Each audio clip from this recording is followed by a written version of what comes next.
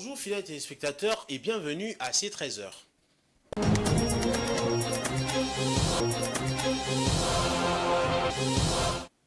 Commençons cette session d'information avec cette brève. Le commandant suprême des forces armées de la République démocratique du Congo et de la police nationale congolaise, Félix Tshisekedi, a donné l'ordre au haut commandement militaire d'exécuter les mesures décidées pour préserver l'intégrité du territoire national. C'était au cours de la deuxième réunion de la Task Force du haut commandement qui a eu lieu hier 8 juillet 2024 à la Cité de l'Union africaine. Outre le haut commandement militaire, cette réunion a réuni les VPM en charge de la défense, le ministre des Finances, les responsables des services de sécurité et les conseillers du chef de l'État.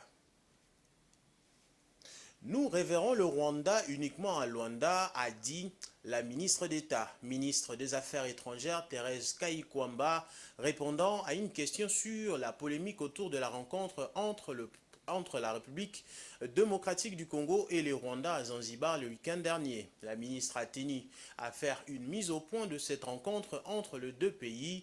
C'était au cours du briefing avec le ministre de la Communication et Médias, Patrick Muyaya, c'est lundi 8 juillet 2024. Suivez. Je vais d'abord rappeler le contexte exact de cette rencontre à Zanzibar. Il s'agissait d'une retraite ministérielle entre les États membres de la East African Community. Il ne s'agissait pas d'une rencontre dans un cadre décisionnel, mais une retraite de réflexion qui portait sur plusieurs sujets. Pas uniquement la question de l'Est de la République démocratique du Congo, mais même la mise en œuvre de différents instruments de la East African Community. Donc déjà là, la communication un peu hâtive de mon homologue rwandais a créé l'impression qu'il s'agissait de toute autre chose. Non, c'était des discussions très larges sur la East African Community. Encore une fois, une retraite et pas un cadre ou une instance décisionnelle. Ce qui était vraiment malheureux, encore une fois, c'est le fait que cette communication de mon homologue rwandais ait créé l'impression que nous avions pris quelconque engagement. Nous sommes allés à Zanzibar, d'abord avec de bonnes intentions, des intentions fraternelles vis-à-vis des pays frères que nous allions rencontrer, et nous sommes allés avec un message clair, une position claire qui a toujours été la nôtre. Les discussions sur l'Est de la RDC ont un cadre et un seul cadre unique, c'est le processus de Luanda. Un processus qui a été mandaté par l'Union africaine, un processus qui a reçu l'aval du Conseil de sécurité des Nations Unies. Donc, si le Rwanda estime que le cadre d'une retraite entre ministres, qui n'est pas une instance décisionnelle de la East African Community, est le cadre pour réfléchir sur comment continuer ces discussions, s'ils s'aventurent à spéculer, ça, c'est leur problème. Nous avons été clairs et nous restons clairs. Nous reverrons le Rwanda uniquement et seulement à Luanda. Et puis, le président de l'Assemblée nationale, Vital Kamerhe, a dénoncé l'hypocrisie du Rwanda via Louise Mushikiwabo, secrétaire générale de l'Organisation internationale de la francophonie, qui a ignoré dans son intervention lundi dernier la guerre qui sévit dans l'Est de la République démocratique du Congo. C'était à la 49e session de l'Assemblée parlementaire de la francophonie à Montréal, au Canada. Je vous propose de le suivre. Parce que pour nous, l'Afrique doit aimer l'Afrique. Nous devons éviter l'hypocrisie au moment où nous savons que des pays africains, voisins de la République démocratique du Congo, sont sur le territoire congolais avec leurs troupes et des lances, missiles, comme on l'a dit ce matin sur RFI, avec des armes sophistiquées. Rien que les dernières interventions de ces armées qui soutiennent le mouvement terroristes de M23 ont fait des dégâts évalués par les experts des Nations Unies de plus de 500 000 personnes. Un drame humanitaire. Mais le même rapport des Nations Unies parle de plus de 10 millions de morts dans la République démocratique. C'est un génocide oublié.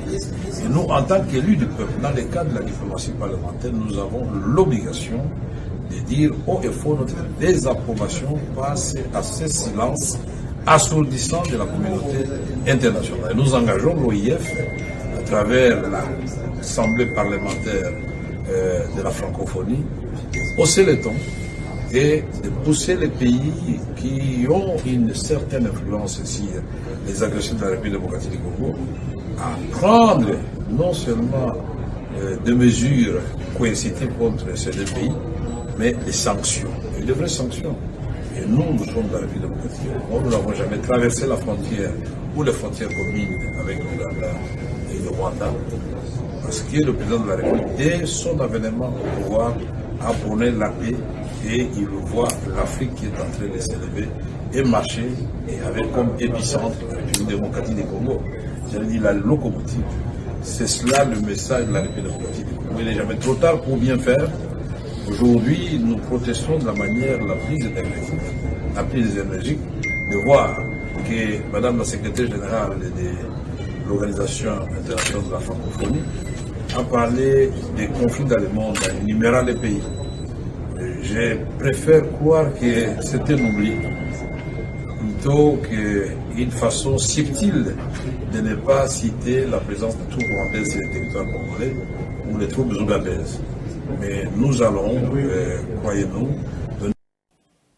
Et à l'international, au Burkina Faso, la commune de Midebdo, dans le sud-ouest du pays, va accueillir la construction d'une unité d'exploitation semi-mécanisée de l'or. D'un coût global de 3 milliards de francs CFA, ce projet sera réalisé sur une superficie de 100 hectares et va favoriser la création d'environ 150 emplois directs et 350 emplois indirects au profit de la population. C'est un élément de nos confrères d'Afrique en 24. Le directeur de cabinet du président du Burkina Faso, Anderson Dekomwi Meda, a procédé le 4 juillet 2024 à la pose de la première pierre d'une unité d'exploitation semi-mécanisée de l'or dans la commune de Midebdo, au sud-ouest du pays. D'un montant de 3 milliards de francs CFA, la mine d'exploitation semi-mécanisée de Bielmera témoigne de l'engagement du gouvernement à booster la contribution du secteur minier à l'édification d'une économie nationale forte et résiliente. Donc c'est un sentiment de fierté de se retrouver là, ici, pour démarrer un nouveau projet ensemble avec la population, qui est le témoin de cette volonté d'avoir cette souveraineté économique. Ce projet réalisé sur une superficie de 100 hectares va favoriser la création d'environ 150 emplois directs et 350 emplois indirects selon Karim Traoré, le directeur général de l'Agence pour la promotion de l'entrepreneuriat communautaire. Les travaux de construction de la mine sont prévus dans 8 mois, tandis que la durée minimale de l'exploitation est de 5 ans, extensible au regard des potentialités. C'est enfin la mine populaire, la mine du peuple. Les études vont s'approfondir, mais les premiers éléments qui permettent de confirmer ce qu'on appelle l'exploitation économique et le rendement ont été confirmés pour permettre de garantir entre 6 et 7 milliards de bénéfices à partager entre les souscripteurs.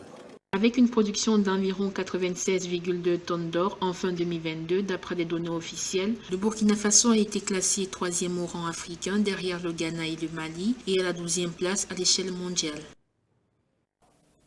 C'est 13h et officiellement clos. Merci de l'avoir suivi. Vous allez retrouver à 19h30 la grande édition du journal télévisé qui vous sera présenté par Damani Mujinga. Au revoir.